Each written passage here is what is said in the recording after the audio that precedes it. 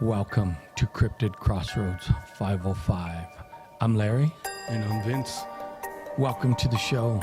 where we talk all things cryptid, Squatch, aliens, Hauntings. and anything paranormal you would like to share with us. You can reach us at cryptidcrossroads505@gmail.com. So settle in, open your mind, and enjoy the show.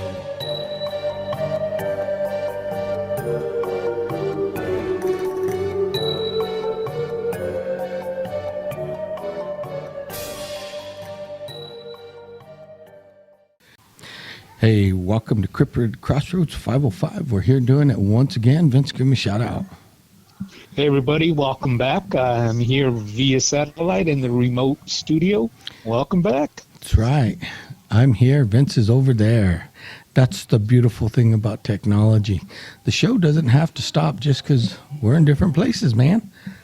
Right. And actually it's a good thing because I don't know how it is right now, but last couple of days we have the state fair going on. Oh, man. And your house, the exits were just insane. Right.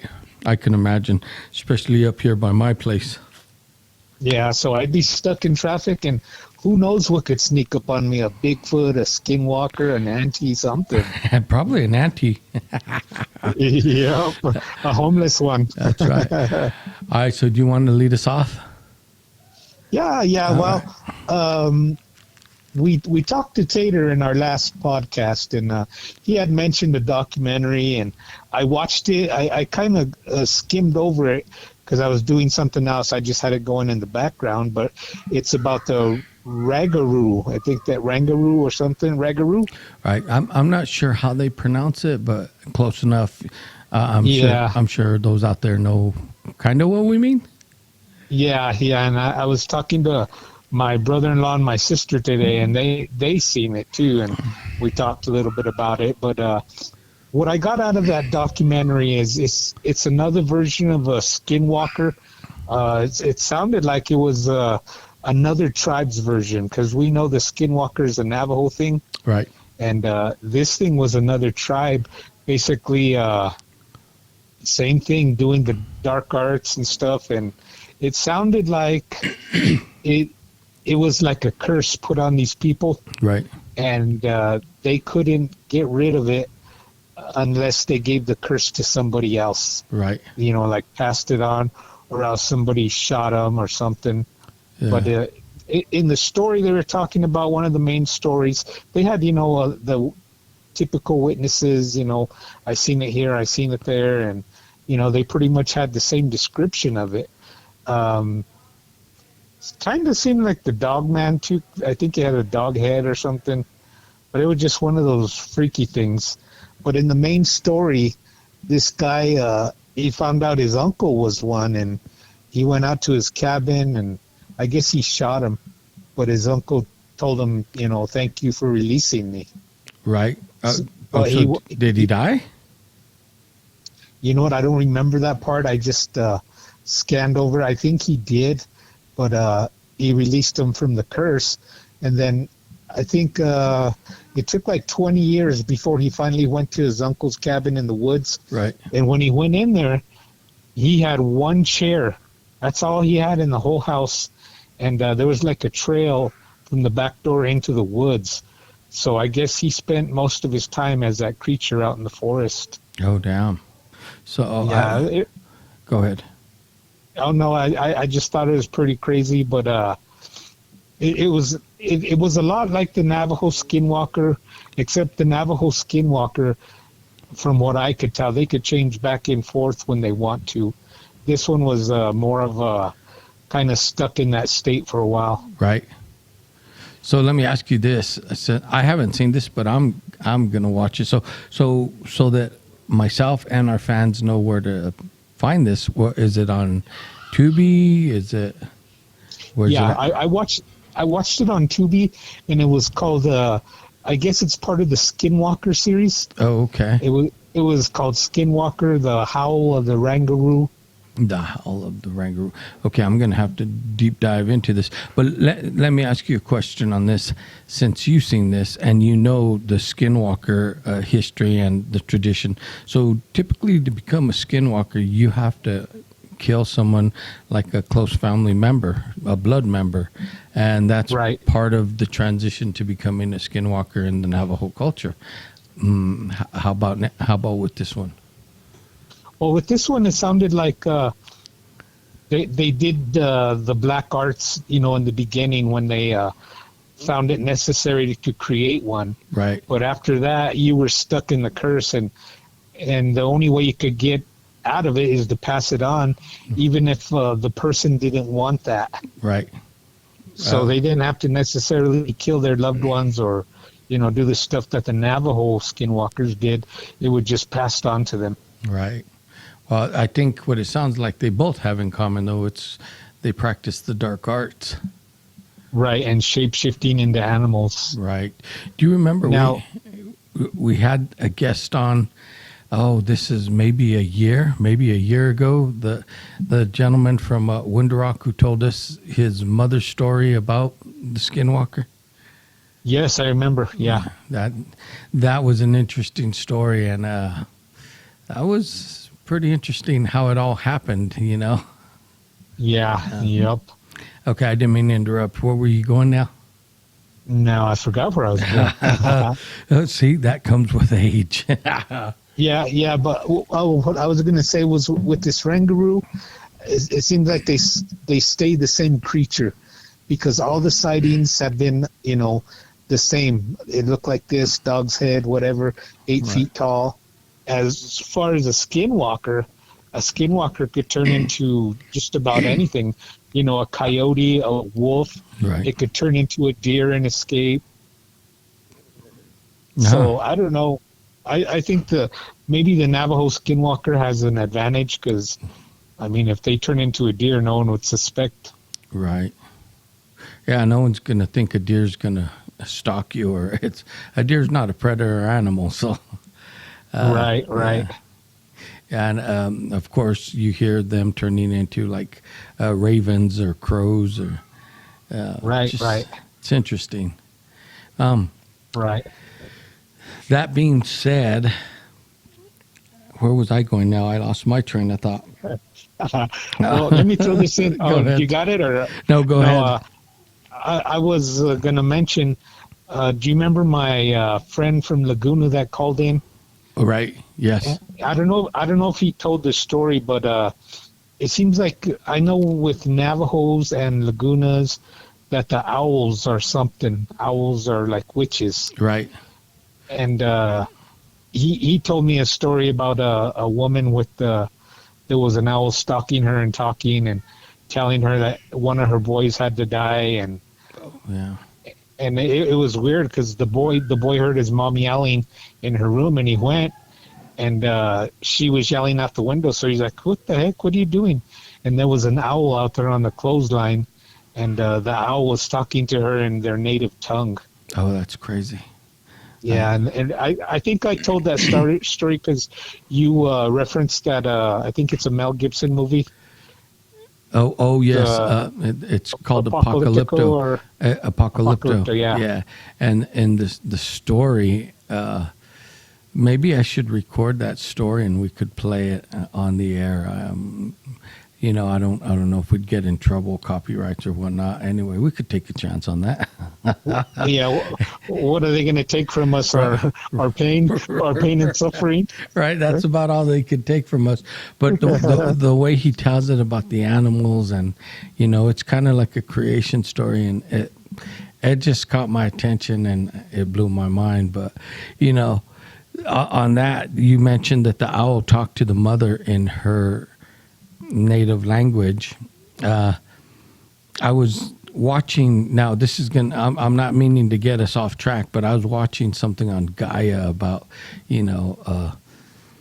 aliens, and there was one American and one German, and I guess they were both privy to the governments that are working with the aliens, and they verified that yeah, the governments do work with them.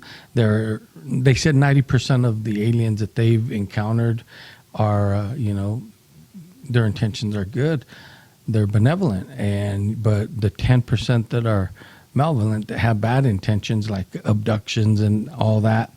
The one guy tend to say that it was mostly the reptilians that do that type of activity, and he was talking about it. So there's like a spear. He said some of the technology is just so high in advance that it's crazy. But if you look at this spear, and it's like a spear of knowledge that no matter where you are or who you are, it speaks to you. It gives you the knowledge and information in your native tongue. So it said these aliens have tapped into all our languages, not just English, all of them. And Wow. it was pretty interesting.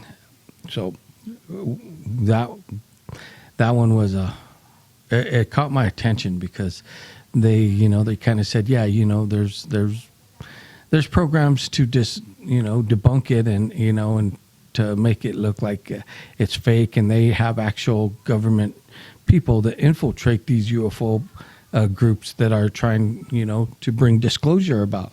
And they said they genuinely trying to sabotage it because they just don't want it out yet. Right. Yeah, and I wish we would know more.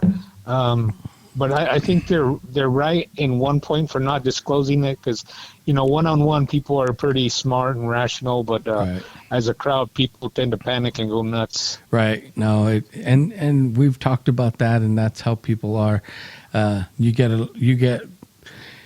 out of 100 people, you get one strong-minded person that could speak well, and the other 99 will follow. Yeah, that's right. Yeah, that is. Yeah, but if we do have alien technology, though, I would like to see it. I mean, Right. No, they say we do see it, because like they say, we've talked about this, is that theirs or ours? yeah. But not only that, if we have alien technology, why are we falling behind in the arms race? That's right. Well, like we talked about, we don't seem too worried about what the other countries have, but maybe we have the secret, alien technology wrapped away, and we're like, yeah, we'll play the game till we got to break this out. Yeah. And I hope that's true, because if it comes down to it one day, I hope they have something to protect us. Right. If not, oh well, we'll be like the opening of the first Terminator. Remember when they showed the playground and then the nuclear war and everyone just became ashes? Yeah. Yeah, that'd be a terrible way to go. I was thinking more like Independence Day when they're calling those pilots, because they're short on people, and Right. that Randy Quaid was all drunk. I can fly a plane. That's us. I was in the Navy. Right. We're like, hell, I could do it. Yeah. Right. No. Yep. Yeah. You hear any new Sasquatch sightings or anything lately? No, I haven't. I was watching last night when I was in bed. I was watching Josh Gates, searching for the Yeti. Right. And that's interesting to me, but it's a different ball game. They don't come up with a lot of solid proof. Right. Actually, they don't come up with a lot of proof. It's mostly stories or some kind of ancient artifact in a monastery. Right. And I've seen the ancient artifact that all the documentaries on that reference, the one that the monks have with the red hair, and it's a hand and a piece of the skull.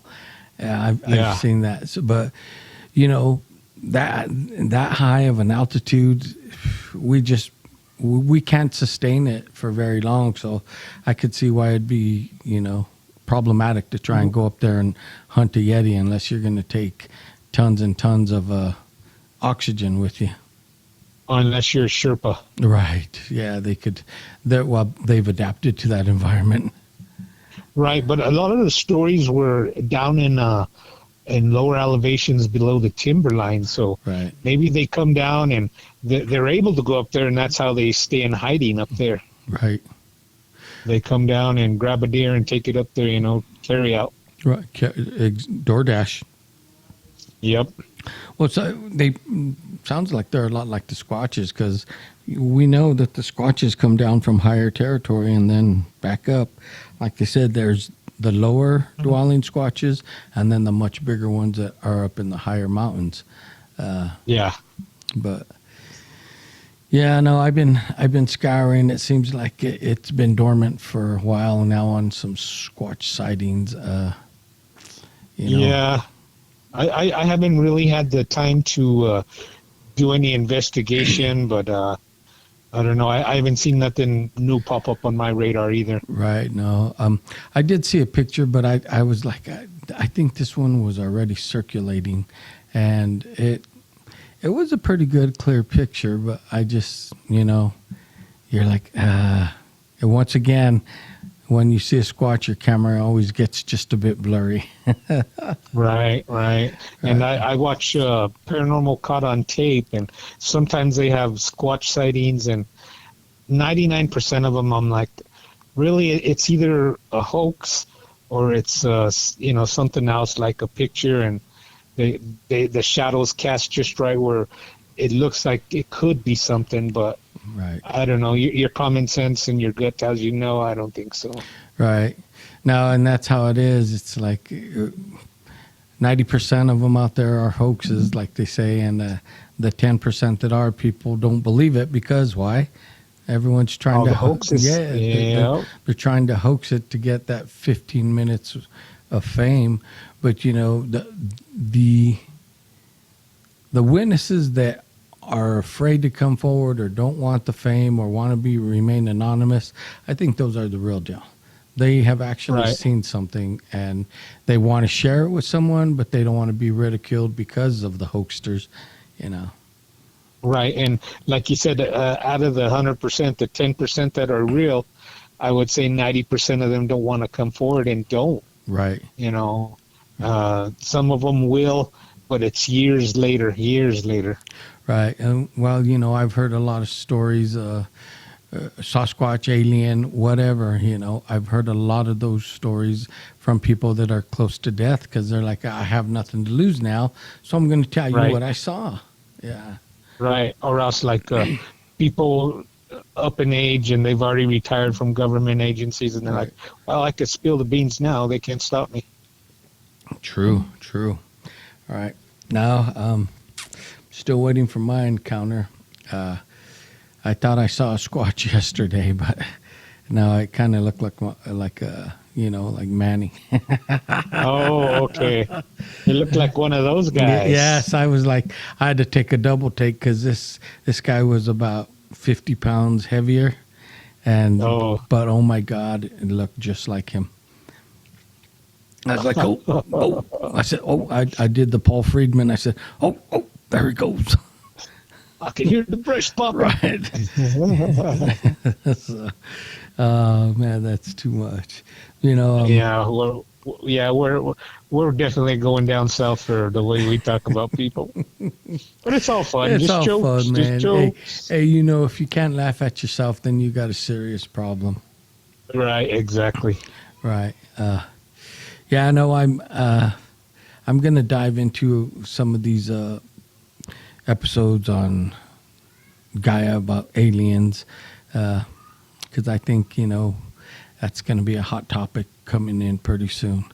I did see this. We talked about Project Blue Book and how do you remember what Project Blue Book is?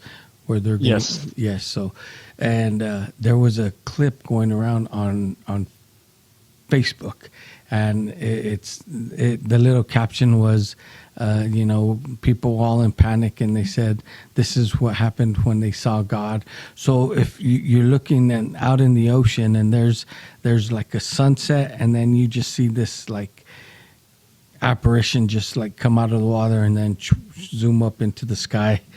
I was like, I'm like CGI.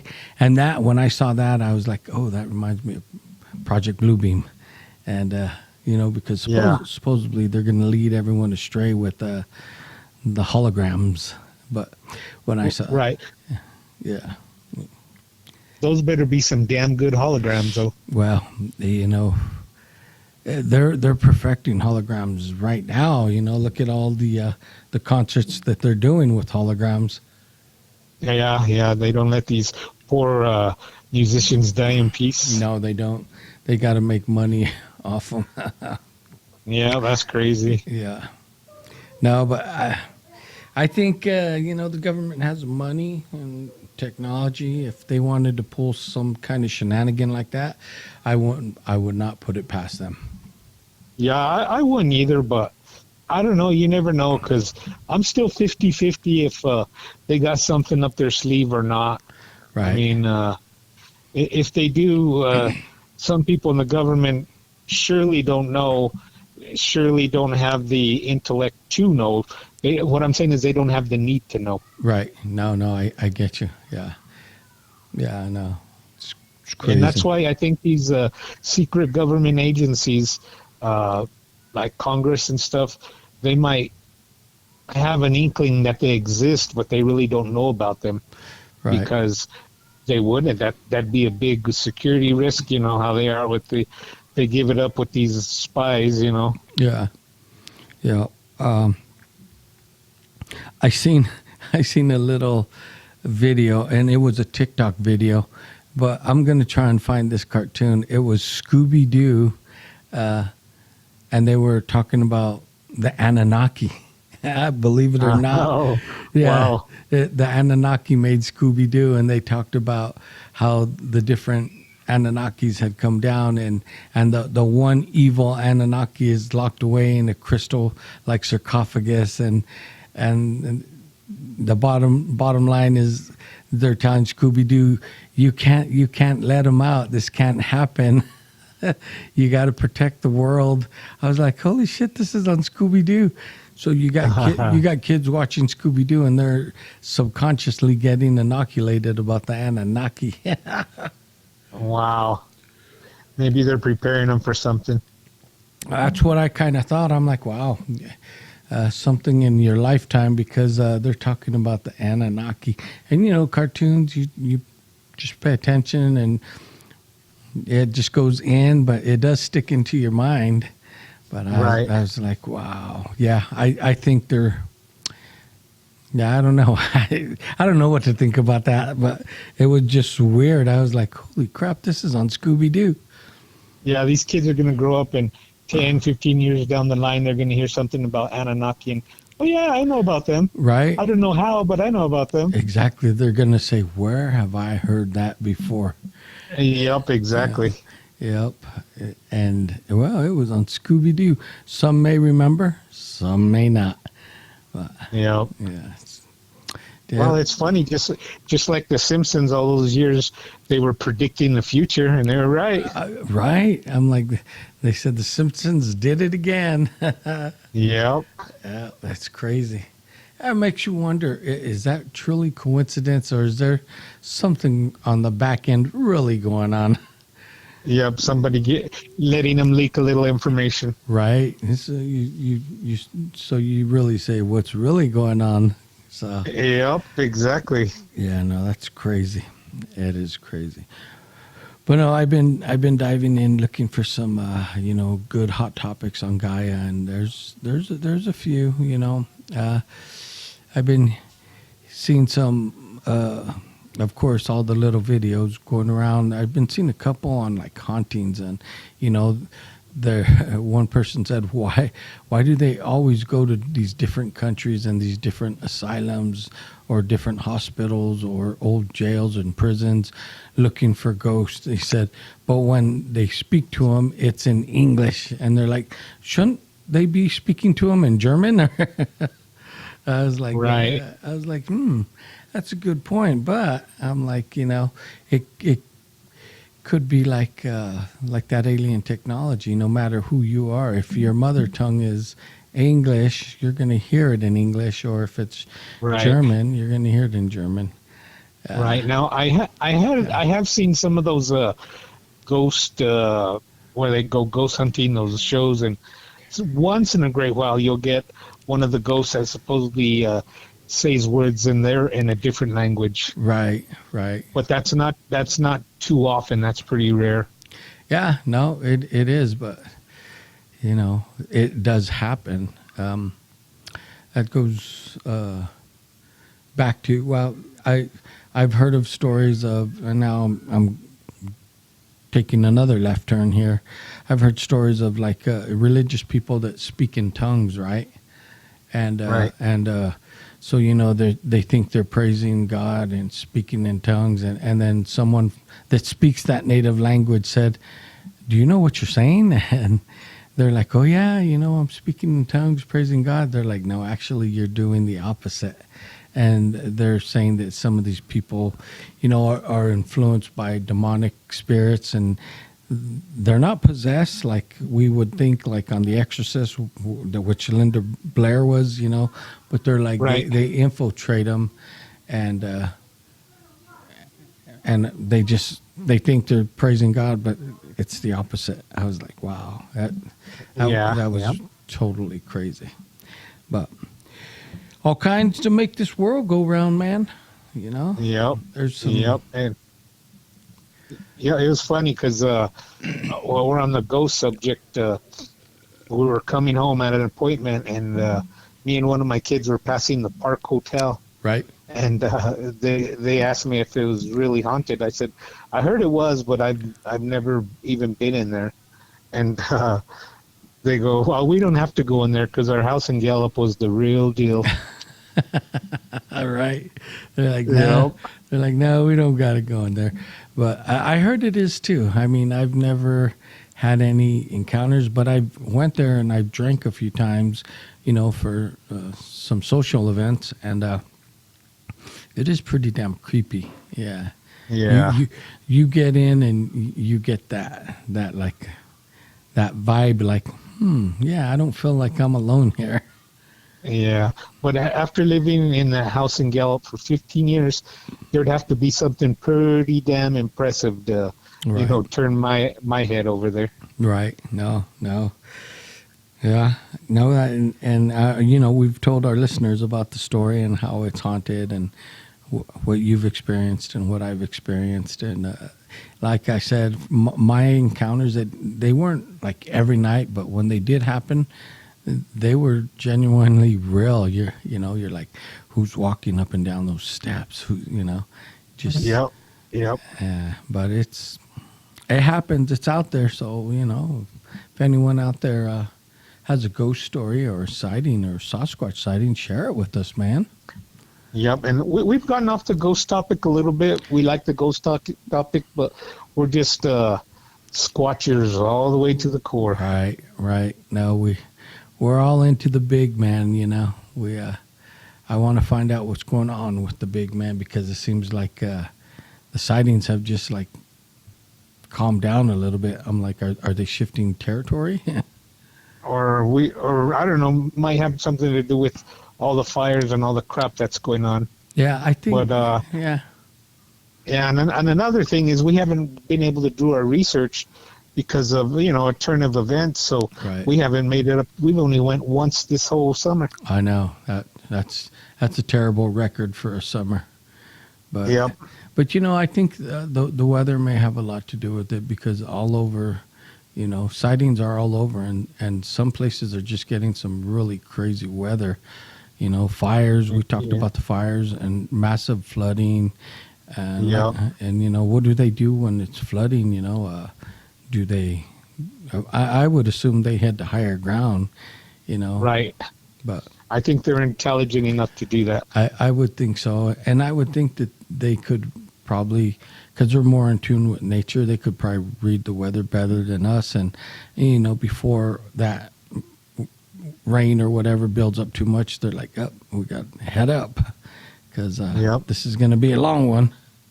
Yep, I agree. Yeah, but you know, what can you do? You know, except continue to squatch around. Yep, just continue on our path. That's right. All right. Well, you know, we're gonna end it there for today, and we hope our listeners enjoyed what we brought to them. And we will be back soon. Yep, and we're planning another Tater episode. He's a pretty good guest. It flows pretty good with him. Right. I don't know if he's knowledgeable or just full of BS, but it flows good.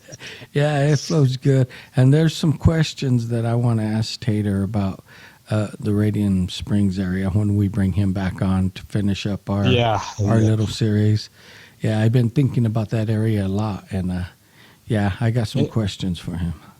That's definitely on the list to visit, though, for both of us. And you know, as many times as I have been to El Paso, I see the sign.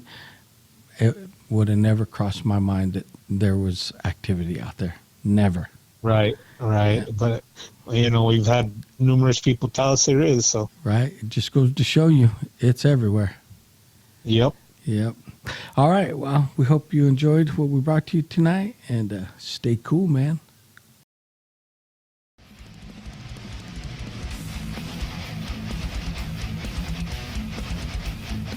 Hey, thanks for watching. We hope all you YouTubers enjoyed the show. That's right. And don't forget to reach out to us at cryptidcrossroads505@gmail.com. Peace. Peace.